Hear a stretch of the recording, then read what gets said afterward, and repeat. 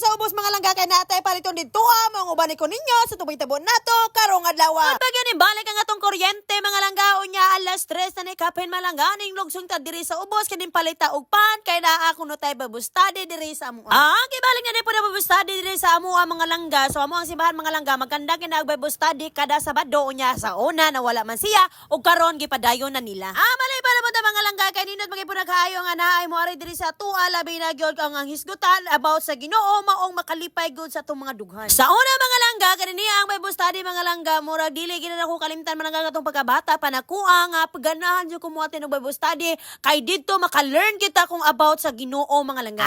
Sa una nga mawanahon na mga langga kato kami pa mga batan-on dadon mi sa mga fellowship ug kami gay mangharos sa mga contest nga pilan mahitungod sa Bible. Baga mga langga bagihimo na namong habit mga langga nga magsug-og mga memory verse diri. By the way mga langga gi-share na ko yung malangga nga walgat biyahe mi malangga sus na maganing paag diri sa kuha medyo sakit yun kaayo siya hapdos yun kaayo siya tanan ambot lang ning kalit tragi siyang paak nako mga langga. Nagsugo na ni among Bible study diri malangga medyo ubay-ubay mi karon diri malangga makalipay kay malangga nga daghan kining aten sa Bible study karong hapuna. Maore akong gihanda mga langga nagluto ni ko bihon ni malangga nya ni palit ko slice bread para lamigid kaayo ang mo snacks diri.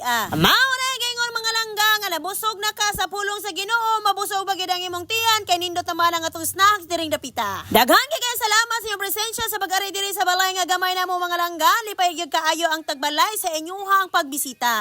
Shout out ko sa mga kaubanan di sa simbahan mga langga no. Daghan kay salamat sa iyong pag-ari mga langga unya ako gimong i-apil sa vlog diri kay matod pa nila maayo ginang maapil mo kaysa sa uban. Ano man ang ginanta na mga langga mao na naginahina na sila sa kadira sa ibabaw kay manguli naman sila. Og diri na lang taman mga langga daghan kay salamat gyud sa imong pagtan-aw dira.